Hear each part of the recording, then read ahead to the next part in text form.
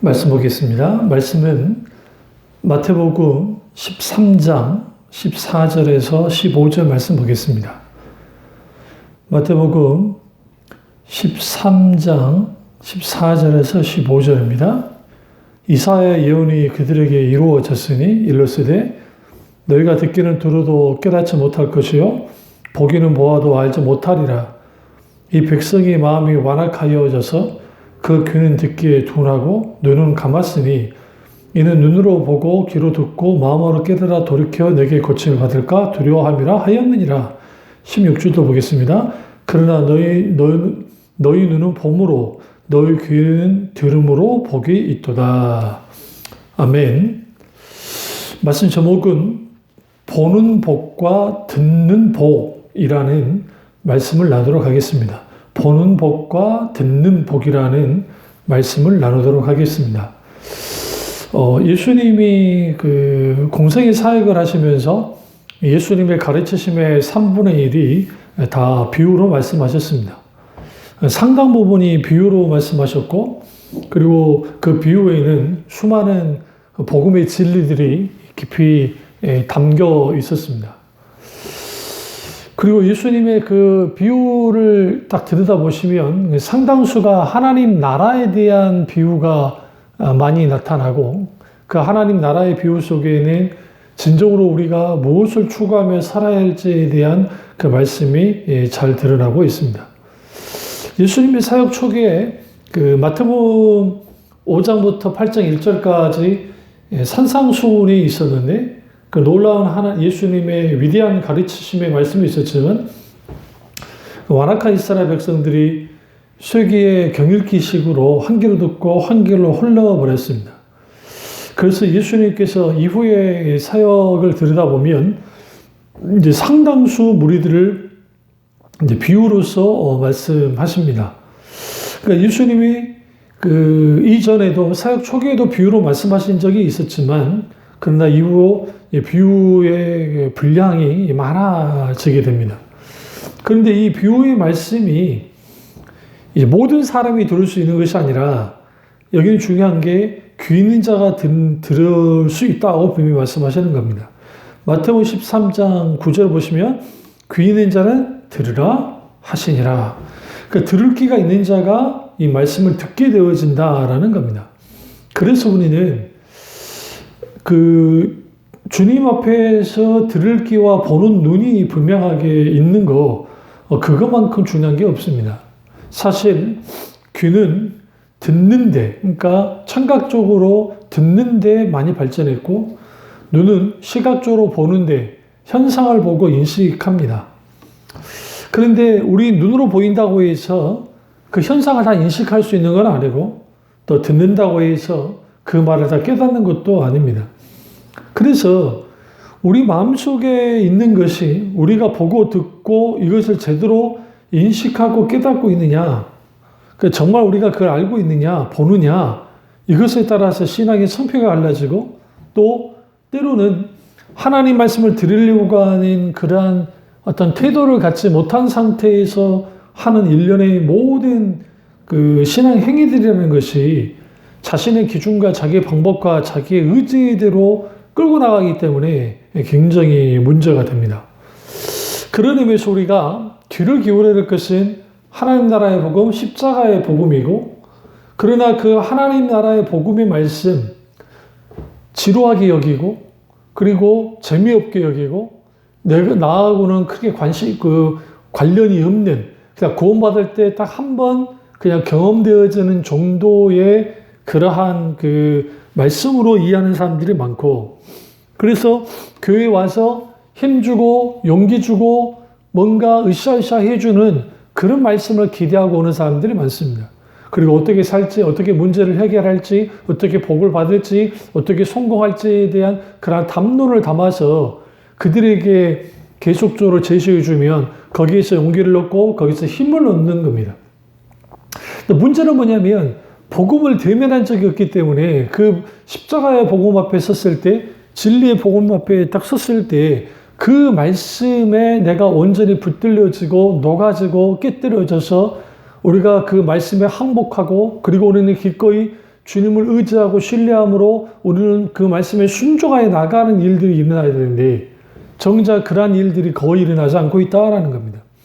이사야시대 이스라엘 백성들은 누구보다 하나님의 말씀을 사모했던 사람들입니다. 그런데 그들이 사모하는 말씀은 우리가 생각하는 그러한 사모하는 말씀이 아니고 평안하다고 하는 그들에게 뭔가 용기 주고 복을 주고 하는 그런 말씀에 집중한 겁니다. 설교하고 있는 저도 어떤 설교를 들을 때에 아주 부담스럽고 힘든 말씀을 들으면 저도 부담스럽습니다. 인간은 기본적으로 그런 것을 듣기 싫어합니다. 그런데 예수님의 설교를 잘 들여다보십시오.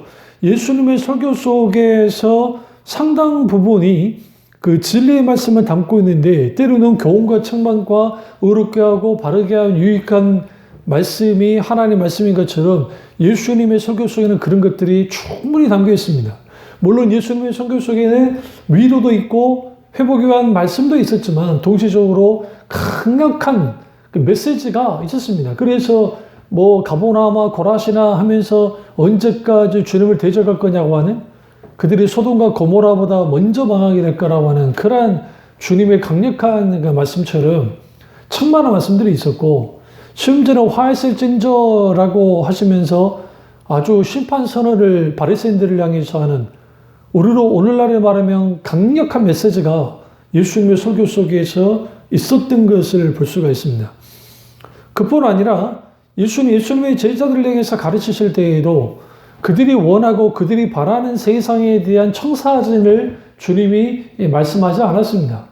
오히려 주님이 하셨던 것은 뭐냐면 하나님 나라가 임하게 되어지면 예수님 때문에 핍박을 받고 예수님 때문에 고난을 받지만 결국은 하나님 나라의 영광을 누리게 될 거라는 것을 분명히 말씀하셨고 그래서 내가 높네 누가 높네 하는 그런 높아지려 하지 말고 섬기는 자가 되어지고 낮아진 자가 되어지고 기꺼이 예수님 때문에 손해보는 자가 되라고 하는 그러한 설교들이 차고 넘칩니다. 그런데 오늘날 너무나 많은 부분에 있어서 윤리 도덕적인 설교는 많죠. 이렇게 착한 일 합시다. 저렇게 합시다. 이거는 기독교뿐만 아니라 유교에서도 불교에서도 어느 종교에서도 그런 말들을 합니다. 명심하십시오. 기독교는 윤리 종교가 아닙니다. 그렇다고 기독교가 윤리를 무시하는 게 아닙니다. 윤리를 뛰어넘습니다. 여기서 뛰어넘는단 말은 무슨 말이냐면 마땅히 하나님의 자녀가 하나님의 도덕적인 완전한 도덕적인 통찰에 들어가게 될 때에 우리가 하나님의 공의를 알고 하나님의 정의를 알기 때문에 우리는 하나님을 경외함으로 하나님을 사랑하고 그 공의로우신 하나님을 섬겨 나아가면서 우리가 세상에서 말하는 단순히 세상의 기준에서 윤리가 아니라 하나님의 도덕적인 통찰에 들어가는 사람들은 월등히 누구보다도 윤리 도덕적으로 월등한 겁니다. 그랬던 사실이 그 초대교회 당시 그리스도인들이었습니다. 그러니까 1세기, 2세기, 3세기 그리스도인들을 들여다보시면 로마 시대의 그 당시 유대인들과 그 당시 헬라인과 로마인들에 비해서 월등하게 윤리 도덕적으로 뛰어났습니다. 단순히 그들이 윤리 도덕적으로 뛰어나려고 윤리 종교로서 그렇게 믿어야 된다고 하는 그런 식으로 나와서 그런 게 아니라 예수 그리스도를 믿고 복음의 진리를 받아들이는 사람들이 하나님의 통찰에 들어가게 되어지고 그 하나님 나라의 통치 속에 있는 백성들은 산상수훈에서 말씀했듯이 왼편밤을 때리면 오른편밤을 들어대는 혹은 왼손이 하는 일을 오른손이 모르게 하는 그러한 이 일들을 하는 것이 곧 하나님 나라의 백성의 정체성이자 태도였던 겁니다. 그러한 일들이 실제로 일어났던 것이죠. 그러나 이 모든 것들에 대한 실질적인 이러한 것들이 가능했던 이유는 뭐냐면 오늘 예수 말씀처럼 눈은 봄으로 귀는 들음으로 복이 있다고 하는 우리가 하나님 말씀을 보고 듣는 그 복을 누리는 자들이 기꺼이 우리는 이 세상보다도 월등한 그러한 하나님의 사람으로서의 진정한 삶을 살 수 있는 겁니다.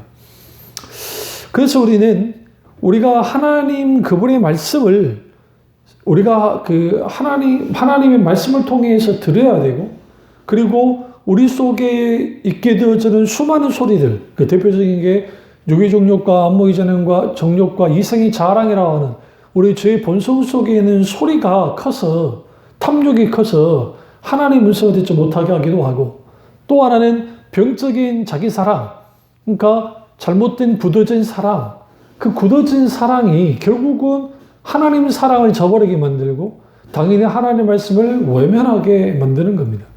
그러다 보니 육신의 소리에 귀 기울이고 세상 소리에 귀를 기울이는, 거기에는 정말 많이 귀 기울이면서 정작 하나님 말씀에 귀 기울이지 않는 그런 일이 벌어져요. 그러니까 뭐 땅을 사고 집을 사고 높은 지위에 올라가고 돈을 막 버는 일에만 정신이 팔리지 정작 하나님 나라의 일에 크게 관심을 두지 않는다는 거예요. 그러다 보니 점점 영적인 눈이 어두워져서 시야가 좁아지고 생각과 마음이 좁아지고 이기적이고 자기중심적인 삶을 살아가게 되는 겁니다. 이런 사람들 속에는 마음의 불평과 불만이 가득하고 근심과 불안이 가득할 수밖에 없고 기쁨은 고사하고 감사도 없습니다.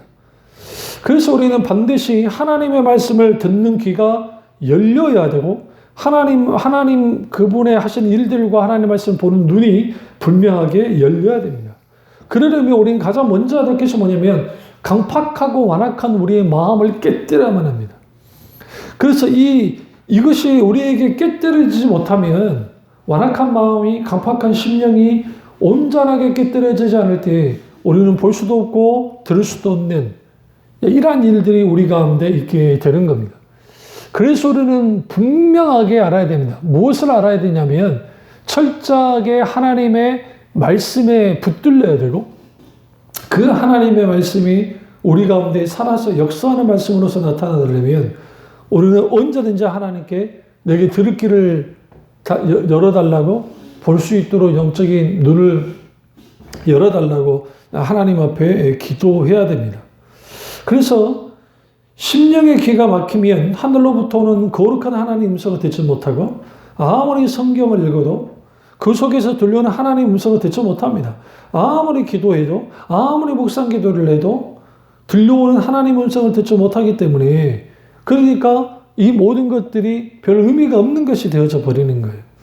마음의 문을 닫고 이렇게 살아가다 보면 하나님으로부터의 공급되어지는 말씀의 공급을 받지 못하고 하나님과 친밀한 교제를 나누지 못하기 때문에 신앙생활 하면서도 불행해질 수 있는 겁니다. 그래서 여러분 하나님 앞에 마음의 문을 닫는 것처럼 불행한 것이 없고 비극적인 것도 없습니다. 의사소통이 되지 않죠. 하나님과의 의사소통이 되지 않습니다. 이거는 사람과의 관계도 마찬가지입니다. 그래서 우리가 하나님과의 의사교통이 되어지는 사람이 되어지려면 반드시 우리는 하나님 말씀에 귀를 기울여야 되고 무엇보다 중요한 것은 내가 영적으로 보지 못하면 라오디아 교회를 향해서 주님이 권면했던 말씀처럼 책망했던 말씀처럼 안약을 사서 발라서라도 보아야 된다는 거예요. 그래서 안약은 뭡니까? 결국은 우리의 심령이 깨뜨려지고 우리의 보지 못하는 이러한 것들이 분명하게 정말 주님 앞에 회개하고 돌이키고 나아가게 될 때 거기로부터 우리가 볼 수 있는 영적인 눈이 열리게 되는 겁니다. 그래서 우리가 이 철저하게 마음과 생각이 열려 있는 사람이 되려면 심령의 귀가 열려야 되고 그리고 그러한 사람이 되어질 때 거룩한 하나님 음성을 들을 수 있습니다. 여기서 하나님 음성을 듣는다는 것은 무슨 계시를 받는단 말이 아닙니다. 그건 오해하지 마십시오. 뭐 극단적인 은사주의자는 말하듯이 무슨 하나님의 소위 계시를 받는다는 식으로 말하는 게 아주 잘못된 것이고요. 그게 아니라 성령의 조명 속에, 성령의 비추심 속에서 말씀을 깨달아 하는 일들이 벌어지는 거예요. 그리고 거기에서 우리 가운데 뭐가 있게 되어지냐면 하나님 그분을 그러니까 볼 의지와 들을 의지가 생기는 거예요. 뭘 보고 싶습니까? 앞서 하신 하나님의 하신 일들을 보기를 원하고 무엇보다 들은 것은 하나님의 음성을, 말씀을 듣기를 원한다는 거죠. 그런데 아무리 이런 일들이 일어나도 볼 의지도 없고 들을 의지가 없는 사람은 주위에서 수많은 말들이 들려줘도 깨닫지 못합니다. 말씀이 들려줘도. 그러니까 소리는 들을 수 있는데 듣고 깨닫지 못하게 되는 겁니다. 그러니까 빛이 비추는데 그게 빛은 비추는데 그게 뭔지를 모르는 겁니다. 그래서 우리는 분명하게 이제 우리가 여기서 눈으로 봄으로 귀로 듣는 복이 있도다라는 표현은 이게 일종의 강조법 속에서 나타나는 건데, 이거는 결국은 그 듣긴 들어도 깨닫지 못할 것이요 보기는 보아도 알지 못한다라는 이 말씀이 이 영적으로 무지 상태, 영적으로 둔감한 상태, 영적으로 완전히 무너진 상태를 의미합니다. 근데 오늘날의 시대가 이런 시대가 되어버렸어요. 그러니까 하나님 말씀을 들어도 어떤 반응도 없는, 그 말씀 앞에 회개하고 돌이키는 일들도 없는, 그러다 보니까 그 하나님의 말씀은 말씀일 뿐이야. 성경은 설교 말씀은 설교 말씀일 뿐이에요. 한 귀로 듣고 한 귀로 흘려버리는, 아니면 오늘날에는 듣지도 않는 그러한 일들이 있는 겁니다. 그래서 하나님의 말씀을 거부하는 사람들이랑 완악한 마음, 이 마음을 예수님이 마태복음 13장 오늘 본문 말씀에서 14절에서 이사야 6장 9절에서 10절 말씀을 인용함을 통해서 예수님 당시 이스라엘 백성들도 이러하다라고 분명하게 말씀하고 있습니다. 귀가 있어도 듣지 못하고 눈이 있어도 보지 못하는 거 얼마나 불행한 겁니까? 이 불행함에도 불구하고 사람들이 이걸 크게 문제될 것이 없다고 생각하는 거예요. 이제 이게 문제인 것이죠. 그러니까 내가 영적으로 뭔가 크게 문제가 없는 거예요.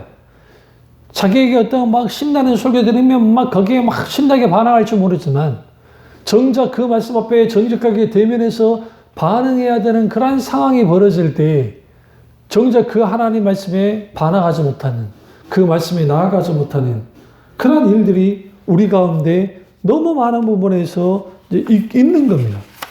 그래서 우리가 반드시 우리는 뭐 해야 되냐면 우리 속에 있는 이 완악하고 그리고 굳어진 마음들을 반드시 깨뜨려야 돼요.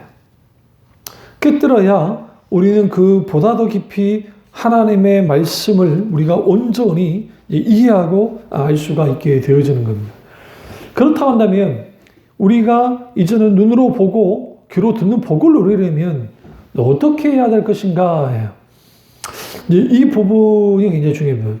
첫째로 우리는 고침을 받아야 됩니다. 다시 말하면 우리가 얼마나 영적으로 문제가 생겼고 영적으로 병들었는지를 우리는 먼저 알아야 돼요. 가장 심각한 것은 뭐냐면 우리는 여전히 설교를 듣고 있고 여전히 내가 신앙생활하면서 아무 문제 없다고 여기는 사람들입니다. 그 대표적인 바리새인들과 율법사들이 그랬습니다. 그들은 누구보다 신앙생활을 잘하고 있었고 예수님의 이러한 그 여러 가르침들이 아주 말도 안 되는 거라 생각했습니다.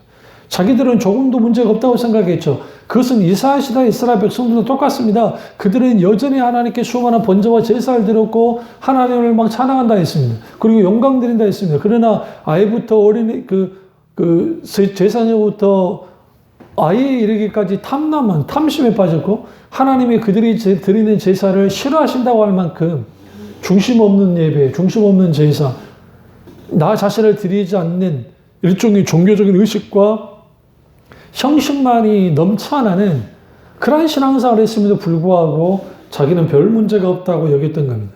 오늘날 우리는 여기에서 하나님 말씀을 거부하는 사람들이란 완악한 마음이 결국은 우리 속에서 우리를 짓누르고 우리를 깨뜨리고 우리를 강하게 붙들어주는 그 하나님 말씀을 저항하도록 만듭니다.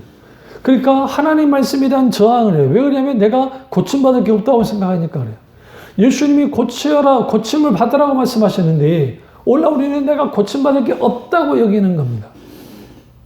이게 문제인 거죠. 그래서 예수님이 여기서 가장 큰 문제 삼은 게 뭐냐면 그들이 눈으로 보고 귀로 듣고 마음으로 깨달아 고침받을까 두려워한다라는 게 이게 반어적인 표현이에요. 왜냐하면 그들은 마음이 완악해졌어요. 눈이 감았어요. 그런데 그들이 오히려 그 말씀을 듣고 마음을 깨달아서 고침받을까 두렵다라는 것은 뭐냐면 결국 그들이 하나님 말씀을 이론으로 정보로서는 들을 줄 몰라요. 그런데 그것을 들었다고 해서 실제로 그들이 고침을 받아주느냐? 그렇지는 않죠. 그러니까 이거는 결국은 그들은 이걸 역설적으로 표현해야 돼요. 그들은 고침받지 못할 거다라는 거예요. 왜? 하나님 말씀을 듣고 보는 눈이 열리지 않으면 고침받을 수가 없습니다. 그런데 주님이 고침을 받아라고 말씀하십니다. 왜?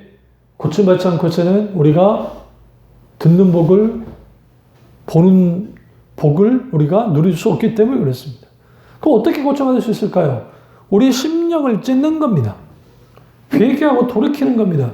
하나님 앞에 항복하고 하나님 앞에 우리가 엎드리면서 우리가 우리의 죄를 자복하고 나아갈 때 거기에서 하나님으로부터 온전히 주시는 크신 은혜를 받게 되어지고 우리 영적으로 고침을 받을 수 있게 되는 겁니다. 그러면 그 고침받음 속에서 가장 중요한 것은 뭐냐면 우리의 심령에 딱딱하고 굳어진 이 마음이 우리가 정말 하나님 앞에 회개하고 돌이킴을 통해서 깨뜨려져야 돼요. 그러니까 완악한 마음이 제거되지 않고 굳어진 마음이 제거되지 않고 교만한 마음이 제거되지 않으면 우리는 볼 수도 들을 수도 없습니다. 그렇습니다. 오늘 우리가 보는 복과 듣는 복을 누리려면 두 번째로 우리의 교만이 깨뜨려져야 됩니다. 그 어떤 교만이 깨뜨려져야 되냐? 다 알아요. 우리가 한 교회에서 신앙생활을 오래 하다 보면 목사님의 설교를 들으면 그 담임 목사님의 설교가 대부분이 비슷비슷하다는 걸 압니다. 왜? 오랜 세월 동안 설교를 들었기 때문에 그렇습니다. 그러다 보니 알아요. 그거 다 압니다. 그러니까 그 설교를 귀담아 들으려 하지 않습니다. 사도 바울이 초대교회 교우들을 향해서 이렇게 말하지 않습니까? 내가 같은 말을 반복하는 것이 내게 유익이다 라고 말했습니다. 여기서 같은 말이란 말은 무슨 말이냐면 결국은 그들에게 복음의 말씀을 그 하나님의 살아 역사하는 하나님의 말씀을 그들에게 선포함을 통해서 그들이 듣도록 했습니다. 여기서 중요한 게 있습니다. 그렇게 듣도록 그렇게 설교를 했는데 그 이유는 뭐냐면 반복적인 설교하는 이유는 뭐냐면 그것은 그들이 그 하나님 말씀 그대로 살아가지 않았기 때문이고 첫 번째. 두 번째는 그들에게 다시 한번 계속적으로 그 복음을 강조해 주는 겁니다. 그렇습니다. 진리의 말씀을 반복적으로 설교되어지는 것, 그것은 아주 중요하고 귀합니다. 그러나 사람들은 어떤 반복적이고 오래전에 자주 반복되어지면 식상해합니다. 특별히 21세기에 살고 있는 오늘날의 사람들은 우리가 잘 아는 수많은 유행들이 6개월이면 탁탁 바뀌어버립니다. 어떤 것들은 몇 달, 두세 달도 안 돼서 막 바뀔 때가 있습니다. 스마트폰도 보면 1년도 안 돼서 새 제품들이 나와서 사람들이 그렇게 사도록 만든 것처럼 그러다 보니 설교 또한 이제는 변화무쌍해져야 되는 겁니다. 그 변화무쌍해져야 되니까 사람들이 듣고자 하고 사람들이 가려운 부분을 긁어주는 설교를 듣고자 하고 그러다 보니까 그런 설교를 듣는 사람들은 귀가 즐겁고 보는 게 즐겁긴 한데 정작 그 말씀을 듣고 깨닫거나 그리고 귀로 듣고 마음으로 깨닫지 못하는 거예요. 그러니까 이거는 결국은 자기 자신이 눈이 감았고 귀가 들리지 않은데 영적인 귀가 그런데 여전히 들린다고 생각하고 여전히 보고 있다고 여기니까 거기로부터 큰 문제가 발생되어지는 겁니다. 오늘날의 세상이 빠르게 움직이고 다양한 소리를 냅니다. 그러다 보니 이런 정보 저런 정보 쓰잘데기 없는 수많은 정보들을 그 정보를 받게 되어지고 그 정보 속에서 나름 이런 정보는 괜찮겠지라고 하지만 사실 누군가에서 조종당할 수도 있다라는 겁니다. 왜냐하면 여론몰이를 하고 여론 조작을 하고 아니면 여론 조작이 아니라 할지라도 기타 등등 여러 가지 이슈들을 계속적으로 제기함을 통해서 사람들의 관심을 끌어내는 겁니다. 오늘날 얼마나 말씀에 관심이 있으십니까? 얼마나 설교 말씀에 관심이 있고 얼마나 기록되는 하나님 말씀에 관심이 있습니까? 원래 너무나 많은 부분에서 하나님 말씀보다도 세상 귀에 계속적으로 열려 있다 보니 이제는 그 하나님 말씀을 들으려고 하는 태도조차도 무너진 거예요. 그러니까 너무나 많은 교인들이 설교를 들을 때 목사님 나를 한번 설득해 보십시오. 설복해 보십시오. 내가 들을 만하고 내가 받아들일 만하면 내가 한번 들어드릴게 라고 하는 그리고 이런 생각을 합니다. 목사님 그거는 대놓고 말하진 않지만 설교는 설교일 뿐이지 그건 현실하고는 전혀 동떨어진 겁니다. 한번 직장생활하고 사업을 하고 살아보십시오. 실제로 그렇게 사는 사람은 거의 불가능합니다 라고 생각합니다. 또 다른 하나는 하나님의 말씀대로 산다는 것은 사실 아주 믿음이 좋은 사람들이나 주의 종들에게나 해당되는 일이지 우리같이 평범한 교인들에게는 이거는 해당되지 않는다고 생각하는 거예요. 그러니까 설교는 설교이고 듣는 것은 듣는 것일 뿐이에요. 그러니까 과거의 교인들은 설교는 듣기는 했는데 오늘날의 교인들은 설교를 듣지는 않아요. 그러니까 설교는 설교일 뿐이야. 그냥 있는 거야. 그러니까 사람들의 태도 속에서 설교를 들으려 하지 않으니 그들이 듣도록 해야 되니까 그들의 구매에 맞는 어떤 주제를 설정하고 그리고 그들에게 설교를 해줘야 돼요. 그래서 사람들이 혹해서 듣습니다. 그럼 거기에 필요한 게 뭐냐면 아주 그 감동적인 예화 그리고 아주 웃고 웃기고 울리는 그런 만담식의 설교를 해줘야 그럼 사람들이 거기서 막 기쁘고 즐거워서 막 합니다. 웃고 떠들고 하다 보니까 설교가 끝나요. 생각나는 것은 예화예요. 만담이에요. 정작 선포되는 설교, 하나님 말씀의 설교도 그렇게 많지도 않을 뿐더러 설사 그 말씀을 전했다 할지라도 그 말씀이 기억나지 않는 아주 이런 불행한 일들이 벌어지는 겁니다. 그러니까 왜 이런 일들이 벌어질까? 결국은 교만해서 그래요. 하나님 말씀을 들을 때 두렵고 떨리는 마음으로 말씀 앞에 서야 되고 기꺼이 배우려는 자세를 가지고 말씀을 들어야 됩니다. 그러나 예수님 당시 바리새인들은 하나님 말씀을 들으려 하지 않았습니다. 예수님의 설교를 하실 때 어떻게 하면 예수님의 설교에서 꼬투리를 잡을 수 있을까 여기고 실제로 꼬투리를 잡았습니다. 우리 여기에서 어떤 그 아주 중요한 그 문제 앞에 딱 서게 되어지냐면 과연 내가 얼마만큼 하나님 말씀에 붙들렸고 내가 얼마만큼 하나님 말씀을 붙들고 있는가예요. 결국은 우리의 중심이 우리의 마음이 하나님의 말씀을 받아들이려고 하는 태도를 갖는 만큼 우리는 하나님 말씀을 받아들일 수 있습니다. 그렇다고 한다면 오늘 우리가 하나님 말씀을 들을 때에 우리의 조급함을 내려놓고 우리의 분주함을 내려놔야 돼요. 어떤 사람들은 설교 들을 때 아주 좀 부잡스러운 사람들이 있습니다. 그러면 안 됩니다. 정말 목사님을 잡아먹을 듯이 쳐다보면서 설교를 들어야 돼요. 집중하면서 설교를 들어야 돼요.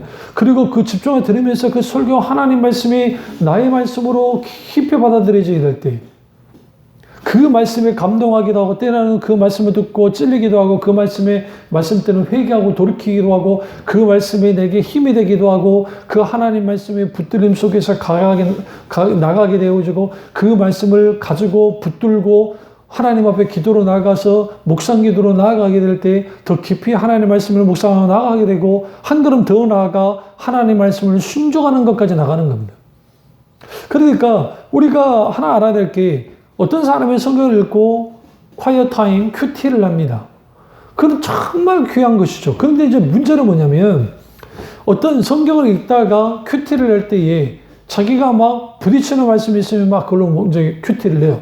그거는 뭐 그럴 수 있고 참 귀한 겁니다. 근데 문제는 여기서 어떤 문제가 생기냐면 어떤 한 구절만을 가지고 와버리는 거예요. 그러니까 성경 전체의 내용을 깨달아야죠. 그러니까 문맥과 문맥, 성경 1장이면 1장에서 뭐라 말하는지를 분명히 알고 그 말씀을 묵상하고 나아가는데 앞뒤 다 잘라버리고 그 구절만 가지고 묵상하래요. 그러니까 자기식의 묵상, 자기식의 어떤 해석을 가한 겁니다. 이게 영적인 무지예요. 이게 영적으로 가려워진 거예요. 영적으로 듣지 못하는 거예요. 그러니까 어떤 선교단체에서는 자기들의 해석 방법만을 막 주입시켜서 그런 식으로 해석해라 했다고. 아니요. 성경이 어떻게 말하냐가 중요한 거예요. 이 세상에 어느 누구도 완전한 사람이 없습니다. 아니면 성경 대단한 학자라 할지라도 오류가 있어요. 그래서 우리는 충분히 하나님 말씀을 깊이 들여다봐야 되고 그리고 또 영적인 지도자들의 어떤 권면과 도움도 받아야 되고 동시적으로 우리에게 필요한 게 뭐냐면 하나님 말씀을 들을 때 기꺼이 그 말씀을 나의 말씀으로 우리 말씀으로 받으려고 하는 그런 태도를 가져야 보는 복과 듣는 복을 누릴 수 있습니다. 그러니까 오늘날 하나님 말씀이 뒷전을 밀려나는 가장 근본적인 원인은 뭐냐면 더 이상 하나님 말씀은 구닥다리적인 말씀이 되어졌어요. 그러다 보니 사람들이 세련된 설교를 듣고 싶어요. 그런데 그 세련된 설교라는 것은 그러니까 본용주의를 신본용주의화시키고 실용주의를 더 세련된 실용주의적인 신앙으로 만들어내서 거기에서 가지고 나오는 게 뭐냐면 결국은 사람들의 사람들이 원하는 것, 그것은 결국은 그들 속에 있는 탐심과 욕심을 자극해 주는 거예요. 그 탐심과 욕심은 곧 무엇을 의미하느냐? 어떻게 하면 성공하고 어떻게 하면 원하는 것을 얻고 어떻게 하면 내가 잘 먹고 잘 살고 편안하게 누리며 살 수 있는가에 대한 그러한 설교들이 넘쳐나고 그 설교를 듣기 시작할 때 그 설교에 붙들리는 사람들 속에 있게 되어지는 게 뭐냐면 결국은 하나님 그분이 내게 유일한 이유이자 목적이 되어지지 않고 수단이 되어버리는 내 인생에 있어서 나의 삶을 충분히 잘 살 수 있도록 도와주시고 그리고 천국까지 덤으로 주시는 하나님으로서 여기면서 신앙생활하는 사람들이 너무 많다는 거예요. 여기서 자기 함정에 빠져버리는 겁니다. 어떤 함정에 빠지냐면 처음 예수를 믿었을 때는 여러 이유를 가지고 믿어요. 결국은 우리가 예수를 믿는 이유는 구원받기 위해서 믿는 것은 분명한 사실입니다. 동시적으로 그 구원받기 위해 믿었다가 이제는 우리가 들여다보니 내가 천국에 가서 영원한 생명을 누리는 것이 좋아서 예수를 믿었는데 내가 믿어보니까 하나님 그분이 내게 너무 좋고 그 아버지의 아름다움을 알고 하나님 그분이 없으면 살 수 없기 때문에 믿는 그분만을 사랑하는 그분만을 원하는 신앙 그것까지 나아가려면 우리는 지속적으로 하나님 말씀에 노출되어지고 지속적으로 하나님 말씀을 읽어야 돼요. 오늘날 우리가 듣는 귀, 보는 귀가 보는 눈이 사라진 이유 중에 하나는 뭐냐면 병든 이유가 뭐냐면 하나님 말씀을 듣거나 보려 하지 않습니다. 성경을 읽지 않고 말씀을 듣지 않고 그러한 사람들이 후탁교인이 과거에 어떤 분광성 목사님 말했던 후탁교인들이 많다는 것처럼 그 성경책을 주일날마다 한 번씩 가지고 오는데 집에다 놔두면 먼지가 쌓이니까 툭툭 떼서 후 불고 탁 이제 후 불고 탁 털어내고 그리고 가져오는 거죠. 그러니까 일주일 내내 하나님 말씀과 동떨어진 삶을 살다가 주일날 딱 한 번 나와가지고 그것도 제대로 예배 시간에 빨리 오는 것도 아니고 늦게 와서 아니면 설교 시간 막 지나갔는데도 와가지고 설교를 듣고 있으면서 그러면서 뭐 하고 있느냐? 거기에서 소위 말하는 나를 한번 설득해보라고 하는 그런 태도를 가지니 영혼의 양식이 되어지는 하나님 말씀을 받아 누릴 수가 없는 겁니다. 이는 치명적이에요. 왜 치명적이냐? 영적으로 진리의 길로 벗어날 수밖에 없고 의식과 형식과 그걸 추구하는 그런 소위 말하는 그런 신앙으로 빠질 수밖에 없고 그러다 보니 거기에 거짓 신앙 체계들이 나오는 거예요. 그 대표적인 게 율법주의와 인본주의와 그리고 우리가 너무나 잘 아는 기복주의가 판을 치는 것이고 아무리 교리로 정통이라 할지라도 거기에 진리의 말씀에 반응하고 그 말씀에 붙들리고 그 말씀으로 살아가는 성령님의 놀라운 역사 가운데 그러한 일들을 우리 속에 있지 못하면 마틴 루이더스 목사님이 말했던 것처럼 어떤 이단보다 해로운 것이 죽은 정통주의라 했는데 정통은 정통인데 죽어 있는 겁니다. 그렇다면 우리 신앙은 어떠합니까? 혹시나 죽은 정통을 쫓지 않습니까? 우리는 경계해야만 합니다. 내가 고침받아야 된다는 사실과 나의 교만이 깨뜨려져서 기꺼이 하나님 말씀 받으라는 태도를 가지고 나아감을 통해서 우리가 충분히 보고 듣는 그런 놀라운 복을 누리는 우리 교우들 되시기를 주님의 이름으로 축원합니다. 기도하겠습니다. 사랑의 주 역사주 은혜의 주님 우리와 함께 하시고 우리가 정말 보는 눈과 듣는 귀를 열어주시고 하나님 말씀을 깊이 깨달을 뿐만 아니라 그 하나님 말씀에 붙들리고 그 말씀을 붙듦을 통해서 하나님이 주시는 크고 놀라운 은혜를 마음껏 누리며 살아갈 수 있도록 은혜 베풀어 주시옵소서. 주님 안에 홀로 받기 원하고 예수님의 이름으로 기도드립니다. 아멘.